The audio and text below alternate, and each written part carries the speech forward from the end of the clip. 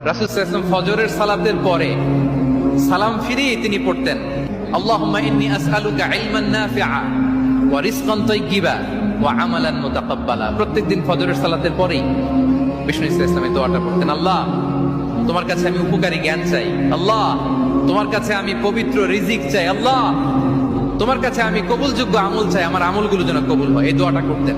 এই দোয়াটা পড়বেন তো সবাই। বিষ্ণু ইসলাম নিজে পড়তেন সকালবেলা, একেবারে দিনের শুরুতে।